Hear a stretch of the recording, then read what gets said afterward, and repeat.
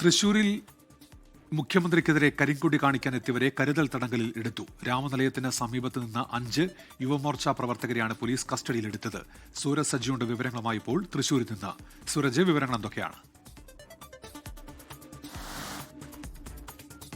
സമീപത്ത് കരിങ്കൊടി കാണിക്കുന്നതിന് വേണ്ടി സംഘടിച്ച യുവമോർച്ച യൂത്ത് കോൺഗ്രസ് പ്രവർത്തകരെ പോലീസ് കസ്റ്റഡിയിലെടുത്തത്. ആദ്യഘട്ടത്തിൽ ഈ സാഹിത്യ അക്കാദമിക്ക് സമീപത്ത് നിലയുറപ്പിച്ച യുവമോർച്ച പ്രവർത്തകരെയാണ് കസ്റ്റഡിയിലെടുത്തത്. 5 പേരെ ഇത്തരത്തിൽ പോലീസ് ആദ്യം 5 യുവമോർച്ച പ്രവർത്തകരെ കസ്റ്റഡിയിലെടുത്തു. പിന്നീട് സമീപത്തെ ഒരു ഹോട്ടലിൽ ചായ കുടിച്ചിരിക്കുകയായിരുന്ന യൂത്ത് കോൺഗ്രസ് പ്രവർത്തകരെയാണ് പോലീസ് കസ്റ്റഡിയിലെടുത്തത്. സംസ്ഥാന ജനറൽ സെക്രട്ടറി ആയിട്ടുള്ള യൂത്ത് കോൺഗ്രസിന്റെ സംസ്ഥാന ജനറൽ സെക്രട്ടറി അടക്കം 4 പേരെ കസ്റ്റഡിയിലെടുക്കുകയും ചെയ്തിട്ടുണ്ട്. എന്തായാലും ഈ സംഭവവുമായി ബന്ധപ്പെട്ടുകൊണ്ട് ഇപ്പോൾ പോലീസിന്റെ കസ്റ്റഡിയിൽ 9 പേരുണ്ട് എന്നുള്ളതാണ് നമുക്ക് ലഭിക്കുന്ന വിവരം. കൂടുതൽ പ്രതിഷേധങ്ങൾക്കും സാധ്യതയുണ്ട്.